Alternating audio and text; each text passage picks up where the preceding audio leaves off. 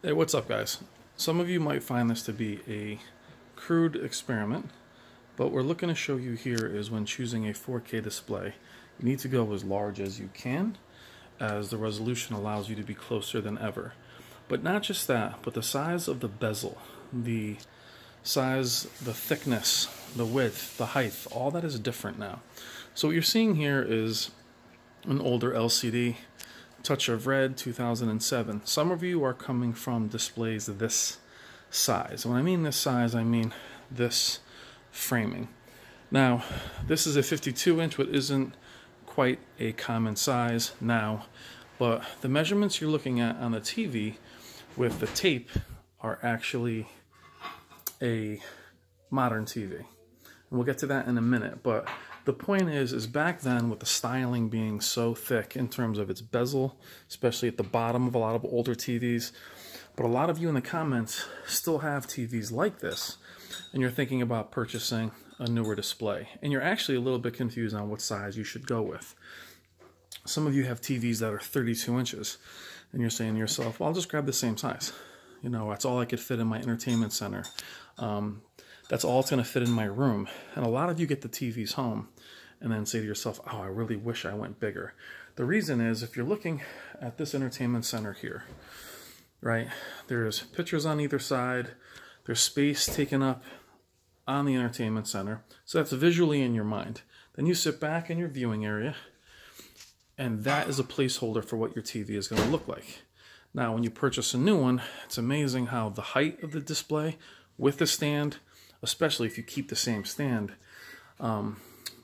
it just changes the footprint of it so much that you may sit back and say, wow, those pictures have a little bit more space. I'm not used to seeing that. I know it sounds like common sense, but believe me when I tell you that it's not. So if you're coming from a display this large, now I've done this at home on my Panasonic Plasma, but the bezel was actually smaller and wasn't quite an impact when you looked at the measurements. So what we're looking at here is the height measurement. This one is actually without the stand. So if you're actually hanging it, the measurement of this, if you kept the stand, actually only comes up a little bit higher. So your new display would be that much smaller than your current display. Not to mention that this display is 52 inches diagonally, but TVs are not 52 inches diagonally anymore. My point is, like a Samsung 55-inch TV isn't 55 inches anymore. It's 55.8, or I'm sorry, 54.8. They call them 55-inch series, right? So you're losing size right off the bat. Now we're quibbling a little bit when it comes to size, simply because you're talking about, you know, half an inch, quarter of an inch. But when you're talking about the difference between a 50-inch TV or 52-inch TV and a 55-inch TV, it is a big deal in terms of cost.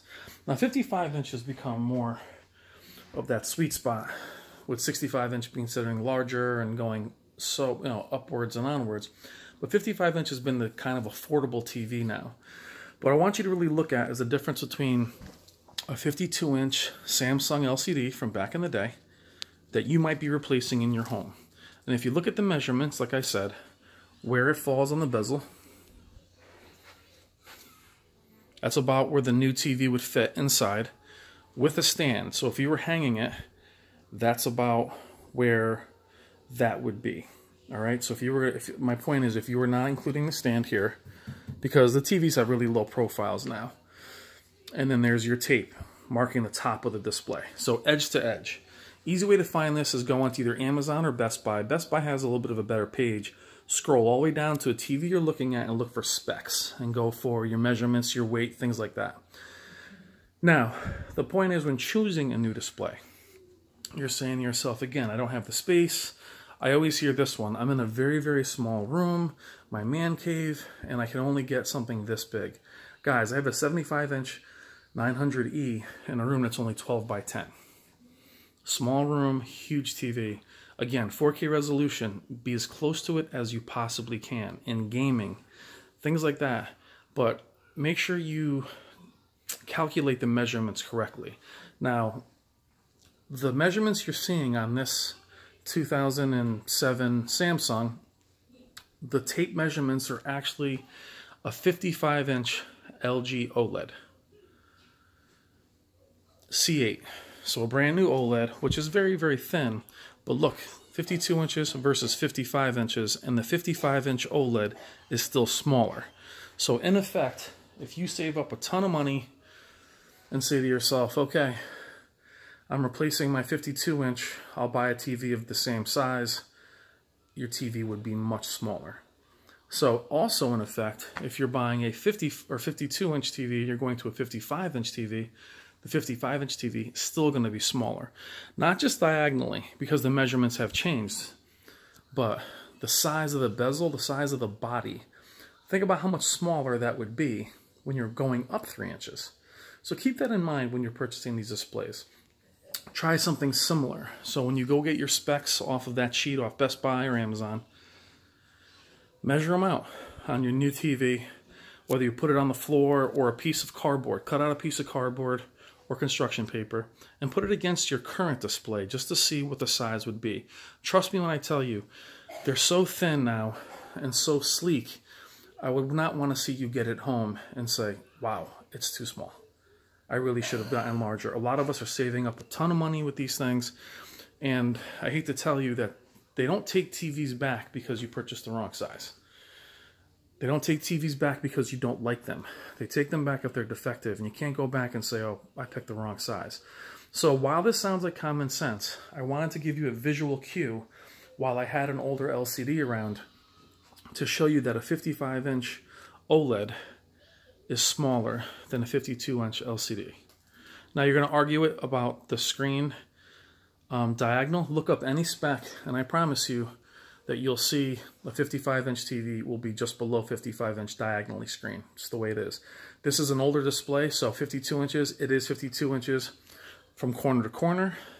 My Plasma is 65 inches from corner to corner. My Samsung 65-inch is not 65 inches corner to corner. So just keep that in mind. But I thought this would be a good visual cue that before you say, especially if you're coming from smaller sizes, guys, from 32 inches, TVs, they've become so affordable now. I just want to make sure that you realize that your old 32-inch monitor, especially monitors, have larger bezels, and that you think about screen size and the newer bezel. So really do your research. Just take a few minutes with a tape measure and try something. Do it with Post-its or tape or string or cardboard. Take a few minutes and really make sure you get the best display you can, especially in terms of size. You might find you can afford a much larger size, but do not let an entertainment center hold you back from getting the display that you want. Especially if you're not getting another one for 3 or 4 years, you want to make sure you're happy with it. And again, the farther we are back from 4K, guys, the harder it is to discern 4K from 1080p.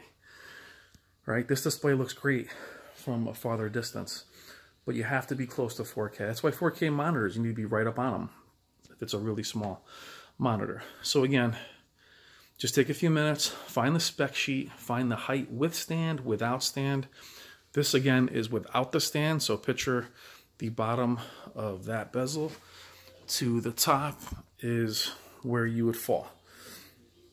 So if you're going to keep a stand, the profile stands for things like OLEDs are tiny. But even the newer TVs, the Samsungs, the Sonys, Vizio, TCL, they have thin bezels as well. This is a little bit of an extreme, but I wanted to be able to show you, not like for like, I wanted to show you how a larger display, 3 inches larger, is actually smaller than the past 52-inch. And also, there was no 52 inches for me to really measure in terms of OLEDs, or that's not really a common size as much anymore.